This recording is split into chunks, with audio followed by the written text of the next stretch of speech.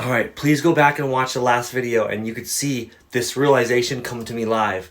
And it's incredible how God works just because of a conversation I had with another brother, and how all these videos going around about, oh, the sun's still in Virgo, the sun's still in Virgo, shouldn't it be in Scorpio by now? And you got to watch the last video, right? Because the sun's always in Virgo and then it goes through Libra and then Scorpio. But that's not the point. I've been praying for wisdom for so long and understanding on his calendar. And we know that he, in Genesis 1:14, he placed the sun, moon, and the stars for signs, seasons, years, Moedim, appointed feast, right? I gotta try to slow down and figure out a way to explain this because it's beautiful. So being a Jubilee, what's interesting about this year is all of us watchmen, whether you're using the Hebrew calendar, you're using the Zadok calendar, you're using the Equilux as day one, you're using the Torah calendar, Zadok or Enoch, whatever it may be, the calendars are all synced up this year. And here's the part. It lines up perfectly with the lunar calendar. So here it is. Watch. Let me draw this. Every single month, without fail, when you see that first sliver, and if you say that's day one, then the 7th will always be the first quarter. You could look at it, it waxes and then it fills in, and every 7th day will be the first quarter. You can look up the moon and clearly see it's cut in half perfectly, right? And then the 14th every single time without fail will be the full moon when you use the first sliver as day one, and the 21st being the waning last quarter, cut in half perfectly, and the 28th being the crescent moon, 7, 14, 21, 28, okay? And that'd be a Sabbath. That'd be the lunar Sabbath. So it's very easy to look up and see. But here's what's been throwing a lot of us off, right? On the days of darkness, in between, we don't know. It doesn't... Okay, check this out. If we use the Equilux, what's it doing? It just threw this filter on. I can't get it off. I go to my effects, turn them all off. It's like messing with me now. I'm telling you, this is huge. This is the answer for all the calendars. Because it's the Jubilee year, that is when the lunar calendar lines up perfectly with the Sabbaths.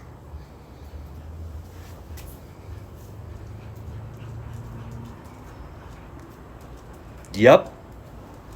So every single year, if you use the Equilux as day one, remember Jesus says, are there not 12 hours in a day?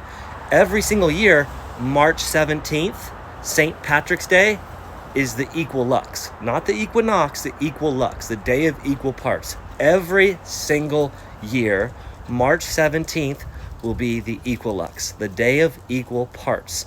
Within a few seconds, it is the closest day every year where 12 hours in a day, 12 hours in the night.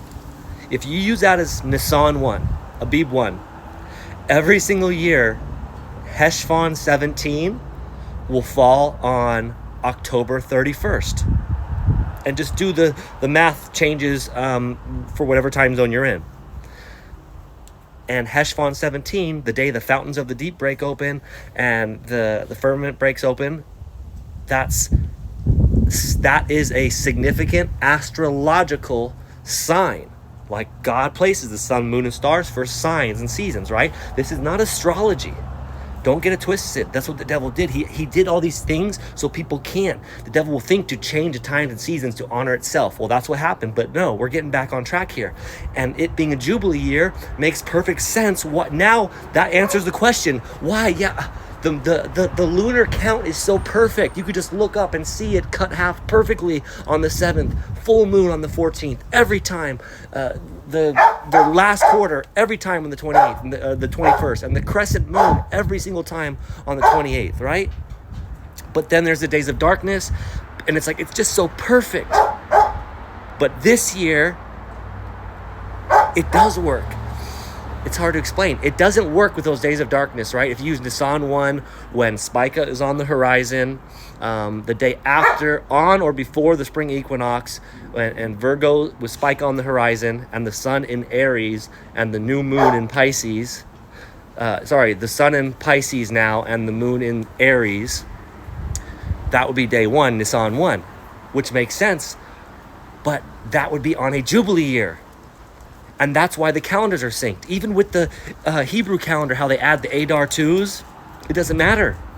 And even with the Julian to Gregorian change, where they took away the 10 days, it doesn't change anything, because a day is a day. The sun goes up, goes down, goes up, goes down. The moon goes up, sun goes up, sun goes down, moon goes up. That's a day. So whatever they do with the numbers and all that stuff, they could twist it as much as they want with the calendars and the dates. Doesn't matter. Every day is accounted for.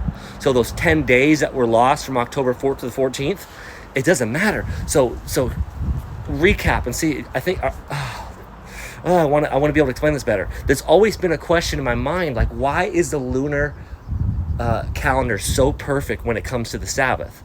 7, 14, 21, 28, the quarters and the full. Hang on. It's just too perfect. It's just too perfect. You look up every single time and you could see you see the first sliver, and it makes sense with like the Feast of Trumpets, the hidden day, right? When you spot the first sliver, it's a 2-day feast, and then, that Feast of Trumpets has started, right? Tishri, Rosh Hashanah, the head of the year, the civil calendar. God switched it 6 months from, Nisan, from Tishri to Nisan. Exodus 12:12. Interesting is Exodus 12:12. Exodus 12, with the whole 12 months. And are there not 12 hours in a day? Or are there not, 12 hours in a day? And we are children of the day, not of the night, right?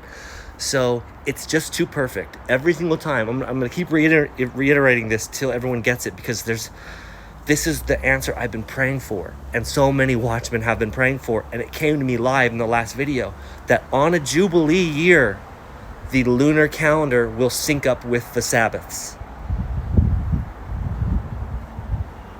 And this year, it does. The Hebrew calendar correlates perfectly with the lunar Sabbath and with the Equilux calendar and with the all the other calendars. They're all synced up right now. It's a Jubilee year. So the first sliver, when you see the first sliver, that's day 1. But not always. Some people don't use that. But on a Jubilee year, you can. That's what I'm getting at. And that's how you know it's a Jubilee. It's just so perfect. When you see every 14th for those 12 months, every 14th being the full moon, you're in a Jubilee year. Now, I'm not for sure if this is truth. I have to still go through the days and the calendars and using all the math and all the apps that they have, and trust that their apps are correct.